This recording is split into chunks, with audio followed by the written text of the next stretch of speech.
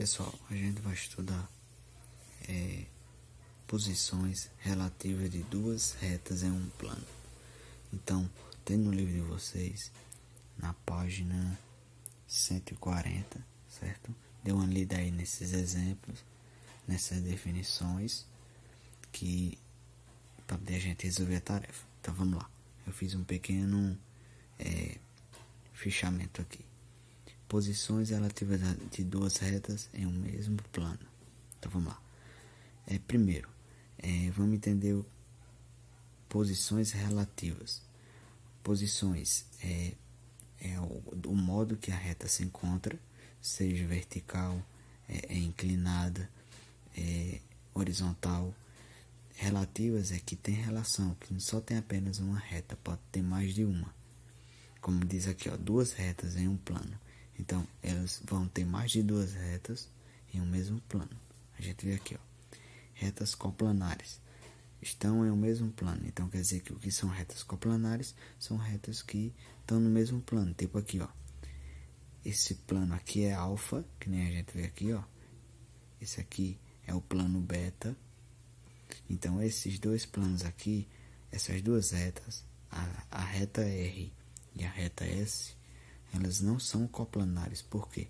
Porque elas não estão no mesmo plano. Aqui é um plano alfa, aqui é um plano beta. Então, quer dizer que elas não são coplanares.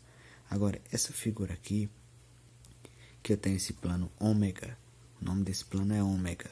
Então, nesse plano aqui, eu tenho duas retas, ó.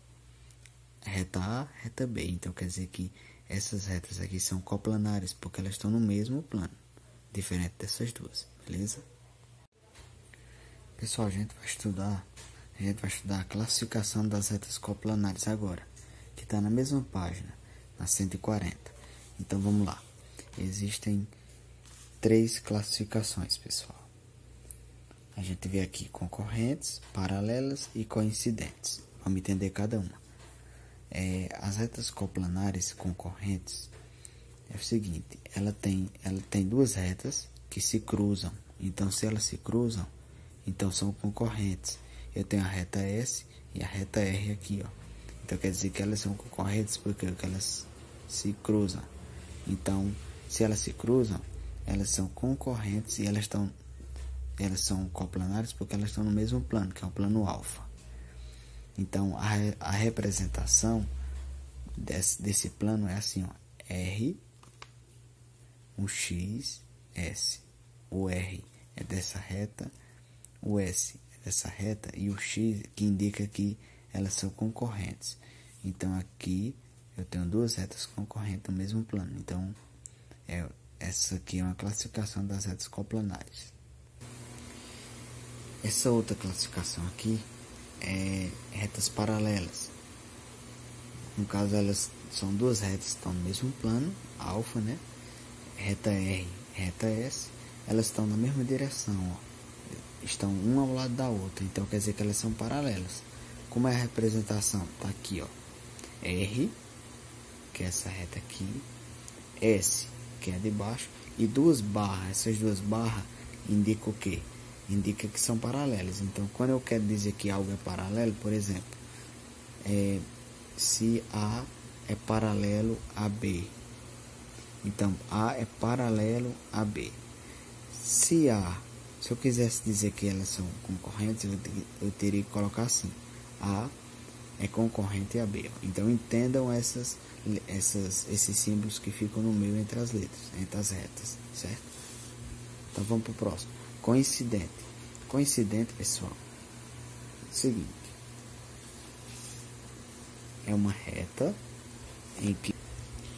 Então, coincidente, quando as retas coplanares são coincidentes, quando elas estão aqui, ó, R igual a S, então quer dizer que duas retas estão uma virada para a esquerda, outra para a direita. Então, elas duas em uma, na verdade. Então, quer dizer que se tiver duas letrinhas separadas por sinalzinho de igual, que nem aqui, ó, R igual a S, então quer dizer que elas estão no mesmo nível, estão só em sentidos contrários, mas fazem parte da mesma reta. Então R é igual a S, então quer dizer que R é coincidente a S. Então eles estão no mesmo plano que alfa, beleza? Então tá aqui as 3 classificações, certo? Das retas coplanares. Tem nessa página aí 140 de vocês.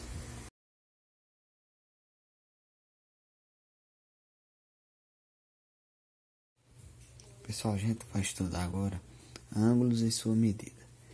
Então, no caso, tem aqui, ó, na página 141 de vocês, no livro de vocês, ângulos, tá aqui, ó, e suas medidas, né, que é a medida de um ângulo. Então, vamos entender aqui, ó. Fiz um breve resumo já pra gente entender. Então, vamos lá. Então, pessoal, ângulo, todo mundo sabe que é a abertura entre duas semirretas, beleza? E vamos ver a medida de cada um. Os ângulos, pessoal, tem 2 regiões, convexa e não convexa. Por exemplo, aqui na indicação, eu tenho esse ângulo aqui. Essa parte aqui de dentro é a convexa e a parte de fora é a região não convexa. Então, a parte não convexa, região convexa e a região não convexa. O nome desse ângulo é AOB. Então, AOB. Beleza? A indicação dele é essa. A medida dele eu não tenho, mas se vier na prova a medida, vai ficar mais ou menos aqui, ó. Por exemplo, 45 graus. Certo? Então, aqui ó, a indicação seria um ângulo de 45 graus, um ângulo AOB mede 45 graus. Certo? AOB é igual a 45 graus. Pode ser BOA ao contrário? Pode, desde que o O fique no meio com acento circunflexo, beleza? Poderia ser BOA, certo? Igual a 45 graus. Pode ser o contrário, desde que o O fique no meio. Então, tá aí o nosso ângulo.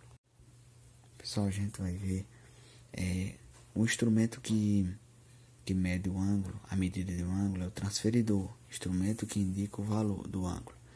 Então, o transferidor é o instrumento que a gente utiliza para medir o valor de um ângulo.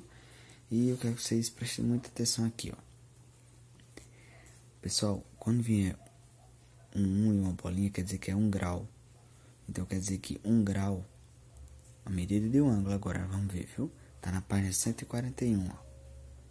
Tá explicando tudo isso, certo? Então, vamos lá.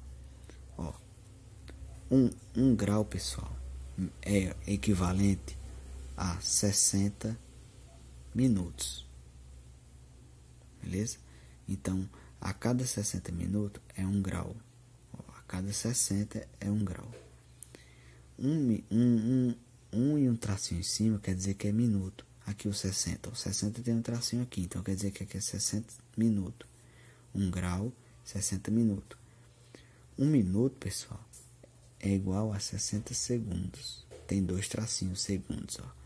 Então, quer dizer que grau, minuto, segundo. Certo? Então, aqui, ó.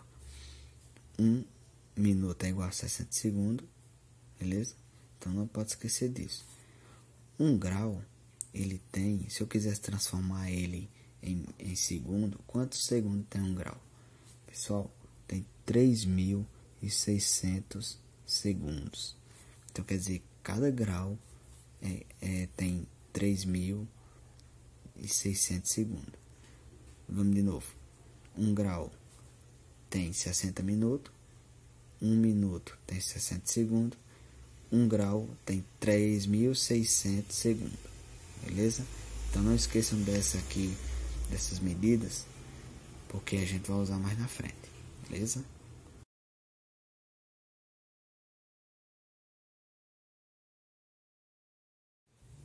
Pessoal, a gente vai estudar agora ângulos congruentes. Tem na página 142 no livro de vocês. Vou mostrar aqui, ó. Ângulos congruentes. Vamos estudar essa parte aqui e as suas propriedades. Então, pessoal, é o seguinte. Ângulos congruentes são 2 ângulos que eu tenho a mesma medida, ó, 35 graus, 35 graus. Não importa o nome deles, ó. Eu tenho um ângulo aqui, ROJ, então ROJ. Então esse essa indicação, esse nome desse ângulo é desse aqui. E aqui eu tenho MPN. MPN. Vou traçar um circunflexo aqui no P. Então eu tenho dois ângulos. Eu tenho ROJ, que é esse aqui, e eu tenho MPN, que é esse aqui, ó. Todos eles dois medem 35 graus. Então quer dizer que eles têm a mesma medida. Então eles são ângulos congruentes. Se um tivesse uma medida e o outro diferente, por exemplo, 35 aqui 36, ou 40 aqui 45, e assim vai. Se tiver medida diferente, não é ângulos congruentes, beleza? Pessoal, a gente vai ver agora ângulos congruentes. As suas propriedades. Aqui embaixo, ó, na página 142. Tá aqui, ó, propriedades reflexiva, simétrica e transitiva. Aqui tem um exemplo e eu vou explicar ele bem com calma aqui nessa folhinha que eu fiz, nesse esquema, ó. Aqui eu tenho propriedade reflexiva. Ó, AOB, eu tenho um ângulo AOB. Esse símbolozinho aqui é de congruência. Então eu quero dizer que AOB é congruente a BOA, beleza? Então eu tenho AOB é congruente a BOA. Então eu estou dizendo que esse ângulo aqui tem a mesma medida desse, certo? Então aqui eu poderia botar outro exemplo. Eu separei aqui, porque aqui é do livro, eu vou botar outro exemplo. Vamos supor que eu tenho MOP, ele é congruente a POM. É só o contrário das letras, certo? Agora eu tenho que ter cuidado. Tem que ter cuidado para colocar sempre o O no meio, ó, certo? Lembrando que não é só o O não, pode ser qualquer letra, só que como ele está no meio, tem que ser colocado com circunflexo. Aqui na simétrica eu tenho o seguinte, eu tenho um exemplo do livro, que eu tenho um exemplo do livro, ó, então eu coloquei aqui para ficar maior. Então, se eu tenho um ângulo AOB e ele é congruente a CDE, ou seja, tem a mesma medida, ó, AOB é congruente a CDE, ó, dois ângulos com nome diferente, só que com a mesma medida. Então quer dizer que CDE tem a mesma medida de AOB, ou seja, é só o contrário, ó, pode prestar atenção, ó. Se AOB é congruente a CDE, então CDE é congruente a AOB. Então essa propriedade aqui é simétrica dos ângulos congruentes. Aqui foi a reflexiva que a gente viu, aqui foi a simétrica. Aqui é a reflexiva, aqui é a simétrica. E agora a gente vai ver a transitiva. A transitiva, aqui, ó, tem o seguinte: o ângulo AOB é congruente a CDE, beleza? Eu tenho dois ângulos que têm a mesma medida. CDE tem a mesma medida de FGH, que é outro ângulo. Então eu tenho aqui três ângulos, ó. 1, 2, esse aqui que é a mesma coisa, então não conta. 3, ó. AOB é congruente a CDE, CDE é congruente a FGH. Então estou dizendo que esse aqui é congruente a esse e esse é congruente a esse. Então quer dizer, pessoal, que AOB, que é aqui no início, ele também é congruente a FGH, ó. É congruente. Porque se esse aqui tem a mesma medida desse, e esse aqui tá aqui, que tem a mesma medida desse, então quer dizer que esse aqui tem a mesma medida desse, beleza? Vocês estão entendendo aí o que eu quero dizer. Vamos se concentrar para não bugar aqui, que aqui é meio complicado, é pior do que matemática, mas dá para entender, ó. AOB é congruente a CDE, CDE é congruente a FGH, então quer dizer que AOB é congruente a FGH também, então quer dizer que todos têm a mesma medida. Essa é a propriedade transitiva, beleza?